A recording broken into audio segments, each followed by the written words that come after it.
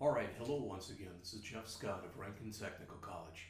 I've been going over the PowerPoint presentations and also writing some code for Farrell's Microsoft Visual C# 2015 and Introduction to Object-Oriented Programming. We are up to Chapter 7, which is on demonstrating C# methods. This will be an interesting chapter for a couple reasons. One is that unlike most of the other chapters, when we get to that point, I'm going to grab an existing program and modify it. So that's one of the big things. The second thing is much of the material that's in here, even if you don't realize it, we've already looked at before. All right? So we will talk about methods and implementation hiding. We'll learn to write methods that have no parameters and no return value. You've already seen that again, whether you realize it or not. We'll write methods that require one argument, methods that require multiple arguments, methods that return a value. We'll pass arrays into a method, and you can pass either a complete array into a method, or you could pass just one or more array elements into a method. We'll learn some alternative ways that you can write the main method header.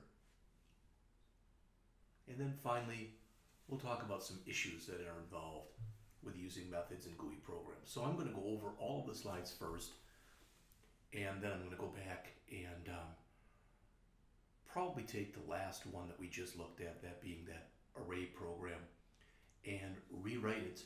And then it's also going to give me a chance to go over a few things that aren't exactly shown in the chapter here, but are shown in later chapters. Okay? So sometimes you hear methods called functions. The main difference between a function and a method, all right, both of them are a series of statements that ideally are designed to perform a single task. The difference is when you have a function inside of a class, it's known as a method. And since C# is a totally object-oriented programming language, we refer to these always as methods. All right. When you want a method to be run, you have to do what's called invoke or call the method. We've done that already. You've seen main, and you might say, well, I never called main. No, but main is automatically called when the program starts to run. We've looked at the write-line method. We've looked at the read-line method. All right. And you've seen write-line as something that has one or more parameters in it. And you've seen read-line that doesn't have any parameters in it. All right? Now they talk here about something that we mentioned in an earlier chapter, and that is implementation hiding. Keep the details of a method's operations hidden. And I don't know about you, but when you call write-line, for example, I'm not sure exactly internally what happens when that is called. And I don't care. I just know that as long as I call the write-line method and I call it correctly, syntactically correctly, it should work as it's programmed to work. All right? So what I have is the interface, or how I interact with that particular method. Okay? As I go, let's say that I work for a company and I'm one of several C# programmers. I might write my own methods. The people I work with might write their own methods. And there's probably at least a pretty good chance I won't have to know how their methods work. They won't have to know how my methods work. But if I want to use their methods, I have to know how to call them. You know, again, I gave you an example much earlier in the semester where we went in and we looked at this. And again, this is unbelievably simple, but to me it shows encapsulation. So I come in here and I type in the number 259 and I hit the square root key. I get an answer. Now that's pretty obvious. The point is, I don't know internally how the system figures out the square root of 259. I don't care. That's encapsulated from me. All I have is this interface right here that says once I put a number in there and I hit that, Okay, I have now satisfied the requirements that are needed in order for the system to show me a square root. So the interface is just the calculator itself. The implementation is what happens once I put a number in here and I hit the square root key. All right? And there are, life is filled with examples of this. I've told people before, it's like, you get up in the morning, you get yourself ready for work, you're leaving, and let's say you're in your garage. You put the car in reverse and you back out. Most people don't think about what happens when you do that unless you forgot to open the garage door or for some reason the car doesn't work. And I don't know about you, I'm not a great mechanical person, so I don't know exactly what's happening when I shift the car, from park into reverse, and I don't care as long as it works. All right, so if you've got a method that uses another method, it's a client of that method. And again, we'll see this as we go on. Methods exist in a black box. Again, I've given you an example like this, that if I do a control P right now, and I go to print this, all right, I'm not going to be able to because I'm trying to hook up to the printer at Rankin and I'm in my apartment. But the point is, let's say that I was at Rankin and I pressed print right now. I'm not sure exactly what happens electronically to take these slides and send them to the printer, and I don't care. It has been hidden from me. It is in a black box type of situation. So typically you create a method, all right, and when you look right there, it's funny, it says major reasons to create a method. The code will remain short and easy to follow. A method is easily reusable. Well, let's talk about the main reason you'd create a method, all right? Because there isn't a method out there that does what you want to do. Now, what we saw in earlier programs is we did see code bloat. You may or may not remember that, but we did see it. We had a lot of repetition, and I'm gonna show you. I think I'm gonna start by showing you that in just a bit. All right. So when you work with a method, you've got to declare the method. Okay, and it's known, as it says, as a method header or a method definition. And after you give it a name and a return type, you put everything you want within curly braces. So I don't want to read to you. You'll notice that there are some things in a method that are optional, which means that you can include them, but don't necessarily have to. You have to give a method a name. You have to give it a return type. Okay? You have to give it a set of parentheses, which may or may not have something in it. You have to have a set of curly braces, and typically in those curly braces, you'll put one or more lines in there. Now here's a really simple example. All right, and let's, I don't want to get too far off on a tangent here, but let's just look at this. So, let's say that I started to write myself some code, and I said int x equals 7, int y equals 10. All right. Now, if I wanted to add those two, I could say int z equals x plus y. And that would work just fine.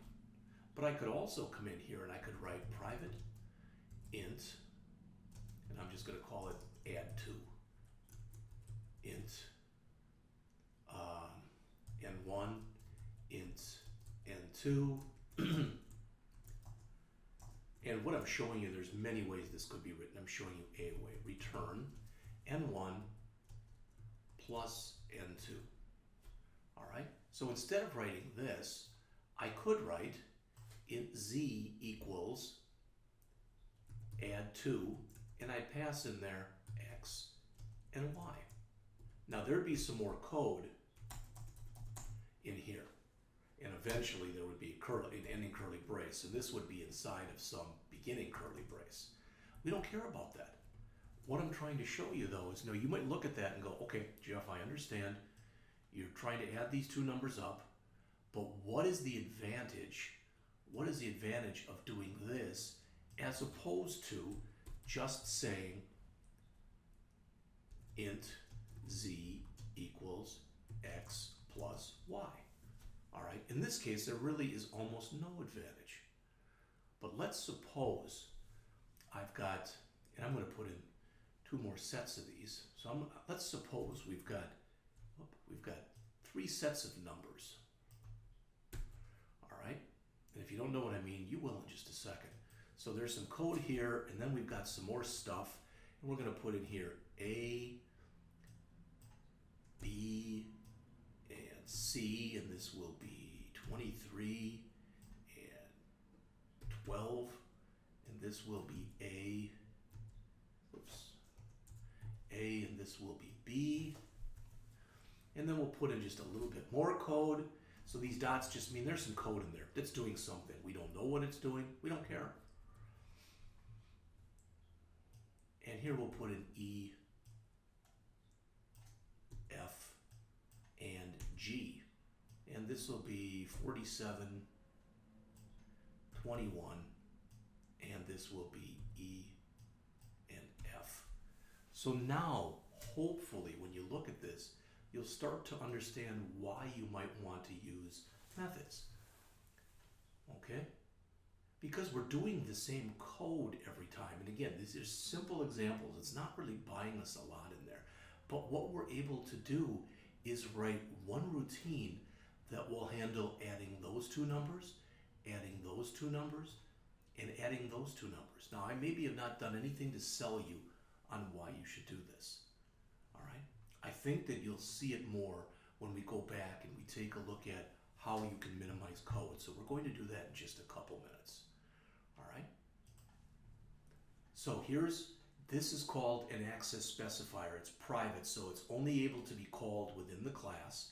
It's static, which means there's only one of them, for lack of better words right now. It's void, meaning it doesn't return anything. Its name is show welcome message, and it has no parameters. So it's just an empty set of parentheses. So when you call welcome message, what should happen is on the screen, it should write welcome. Then on the next line, it should write have fun. Then on the next line, it should write enjoy the program. Okay? Now again, what we looked at first, what you saw there was the word private. And notice what it said. It's the access modifier if you don't put it in. So if you just say static void here, it defaults to private. This whole line that you see right here, private static void, show welcome message, paren, the whole thing together is known as, collectively, as the method header.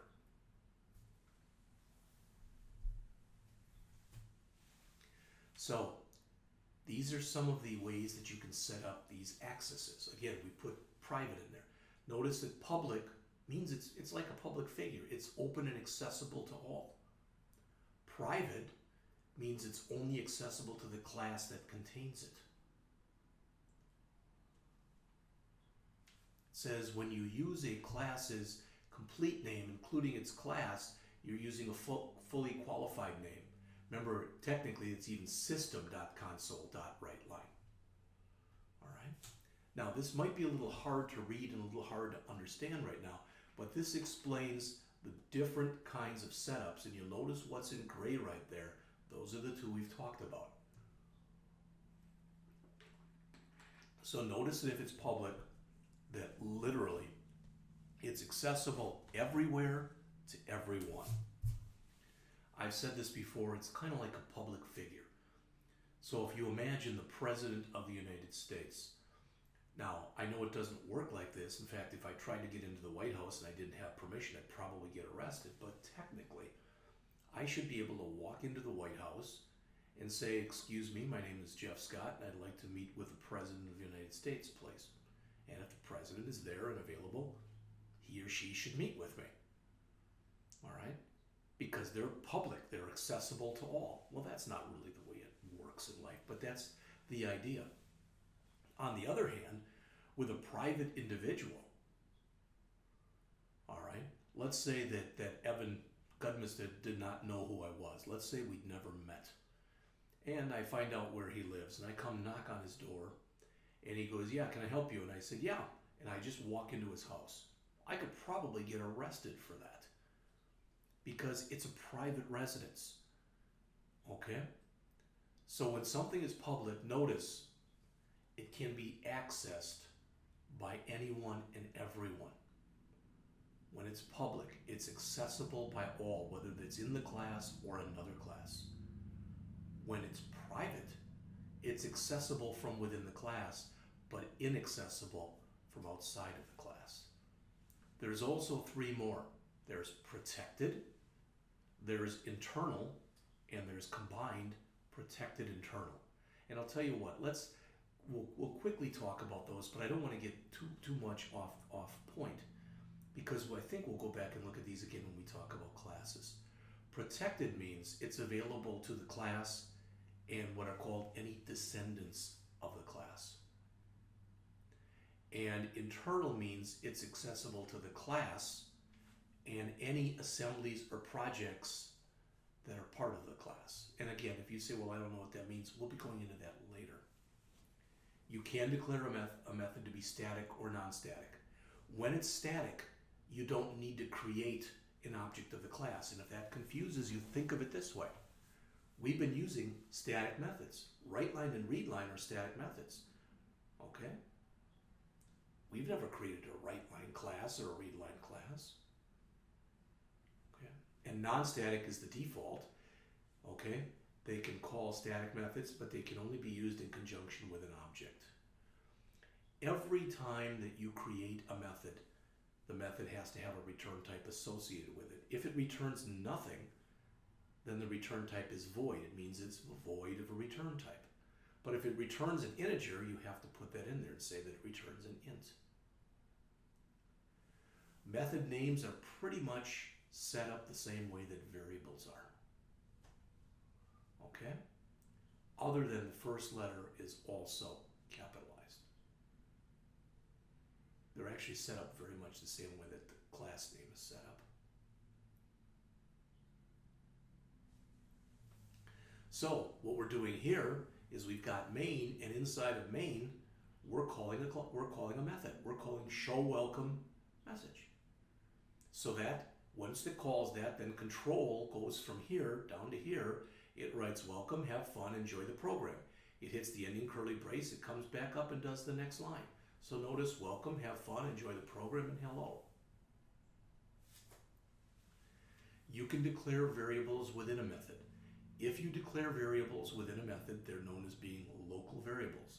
So in other words, they're known only within that method. They begin their existence when they're defined. They go out of existence or out of scope when the ending curly brace is hit. So in here, notice we've got two different A's. There's an A in main, and there's an A in here. And that's totally the same. Okay, this A in here is in some different place in memory than that A in there. This A is local to main. This A is local to method with its own A. So if you write a method that requires a single argument, you need to basically, in that method header, you need to put the type of the argument and you need to give it a name. Now this is a little confusing, formal and actual parameters, and I purposely didn't show this to you before, but if you noticed, X, Y, A, B, and EF. Those are called actual parameters because that's the name that we gave them when we declared them. In here, notice we called them N1 and N2. Those are called formal parameters. So the name of the parameters that are in the method do not have to be the same as the name of the parameters as they were actually declared. So these, right there I am actually declaring parameters there and there and there. These are formal parameters. And even though I could have called them AB or EF or XY, typically you'll find them using a more generic name because one of the reasons that you create methods is so that the methods can be called multiple times. So the author mentions here that the formal parameter is the way that's what's in the method header. The actual parameters are what you pass to that method. Okay, so there, right there, that is a formal parameter. And notice there's only one argument right there, so you need to give it the type and the name. In this case, it doesn't return anything.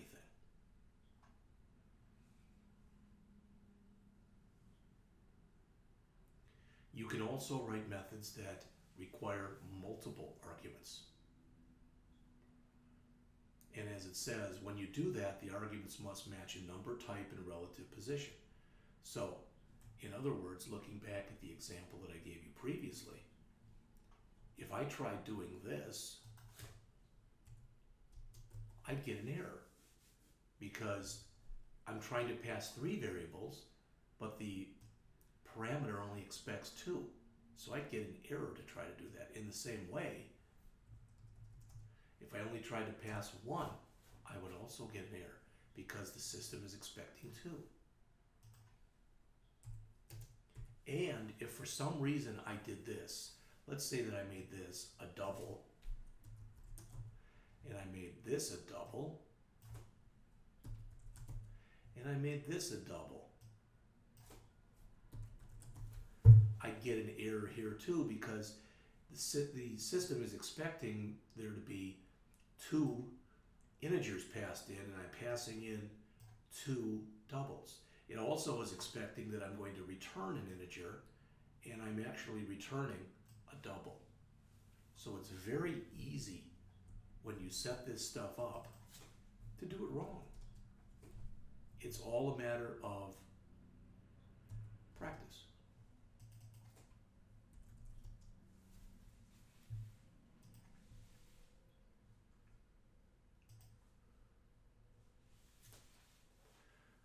A method can return only one thing.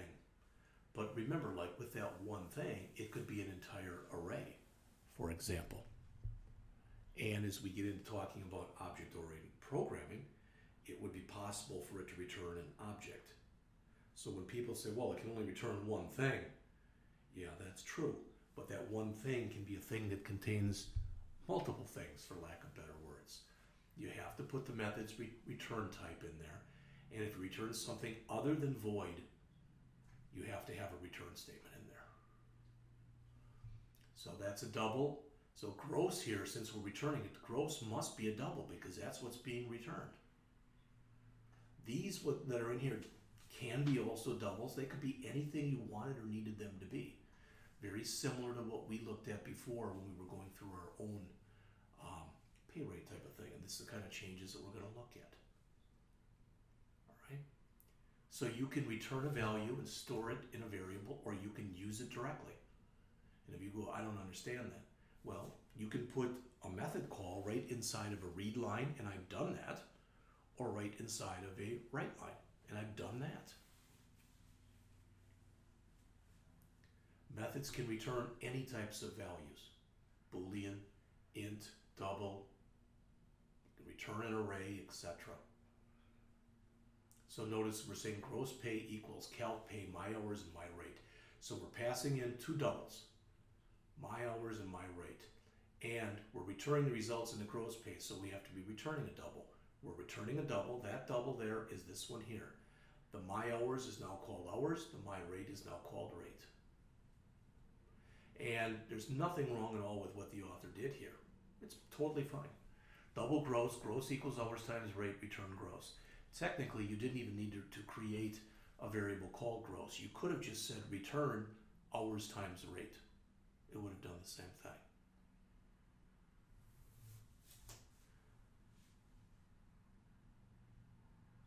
So again, if is preferred discount customer, that method is going to return true or false. There are built-in methods. What do I mean? This is calling the built-in C# power method. In other words, this says give me 2 cubed, 2 raised to the 3rd power, 2 times 2 times 2, or 8. So from this method, as they say, you know that there's a math class, because it's math dot. You know that POW is the name of a method. You also know that POW requires 2 doubles, or 2 floats, or 2 something with decimal places. And it's also public. because you can use it in your program without having to include anything special. There's an example. So result is going to equal 8. Since you are using it without creating your own math object, it's automatically static. Again, it requires 2 double parameters, it returns a double. So the implementation, how that's actually done is, again, it's hidden from you. We talked about earlier. When you work with arrays, you can pass, so let's say I've got an array with 10 grades in it. I can pass the entire array to my method, or I can pass just one of the elements, or any combination, anywhere between 1 and all of them. When you pass a single element in a single array element, so if I had 10 tests and I only wanted to pass test 3, it's passed like any other simple variable. It's called pass by value, which means a copy of what's in that variable is actually passed. And they show an example right here.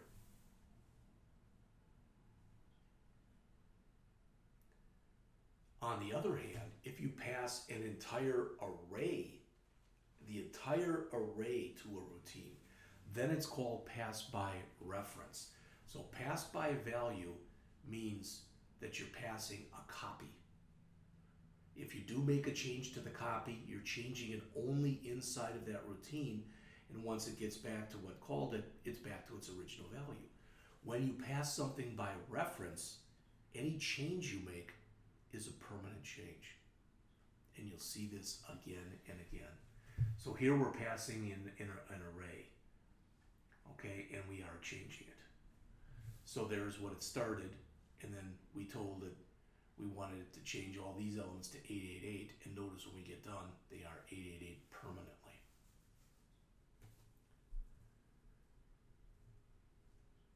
You can pass, as it says, a multi-dimensional array by showing the number of dimensions. You can pass a jagged array.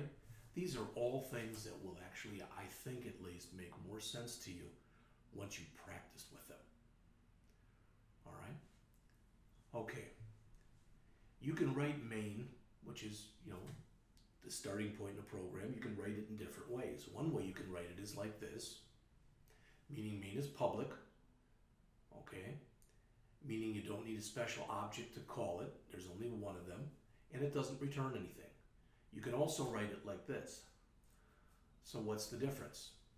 Well, here we're leaving the public off, and what this represents right here is it's possible for you to provide arguments to the main function, and if you do, you pass them as a string array that is called args.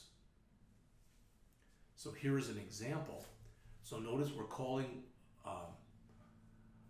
the name of our program is display args, and we're passing it in alpha, beta, gamma, and delta, and those become the arguments that we're passing in. Do you have to worry about that? Not really. All right. It's good to know that indeed you can do that, but we're not going to be working with it directly, not a whole lot at least, if at all. Some programmers prefer to write main to return an int. That's kind of taken from the C programming language.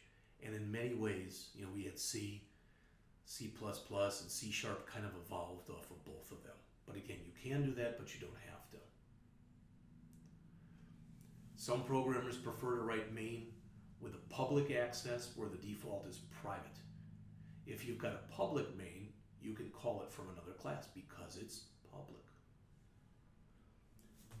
Some issues when you use methods in GUI programs. As it says, you have to understand methods that are automatically generated in the environment, appreciate the scope. These are things we've all looked at. When you create GUI apps using the IDE, many methods are generated for you automatically, like those click events, okay, that we've already looked at. So to create those methods, you double click. If you double click on a button and the button's called OK button, you're going to get something like this. You'd have to put that code in there, but you're going to get the method header for you automatically. And the author mentions that if you want to know what that sender and event args are, okay, there's a little thing in the book on that. But basically, sender is who clicked the button, and args are any arguments you have. For a button, you probably don't ever have to worry about arguments. All right, but if you're working, let's say with a mouse, maybe you have to worry about arguments then, because maybe you need screen coordinates if you're doing a game or something else. When you declare a variable or a constant, if you do it inside of the method, it's local to that method. Okay, and you've seen some of that already. When you create a GUI app and generate a method, the keyword static does not appear. So we fairly quickly went through Chapter 7. I'm going to show you a couple things in just a few minutes. There'll be 2 more lectures. In the first one, I'm going to go back, if I can find it, to that calculator program. I'm going to make a copy, and I'm going to just use the GUI one. And I'm going to show you how we could have cut down the amount of code that we had in there. All right. So we learned about methods. We went back and talked again about implementation hiding, and we talked about implementations and interfaces. You were introduced to methods with no parameters and with no return value, so the return value is of type void. We saw methods that required just one argument.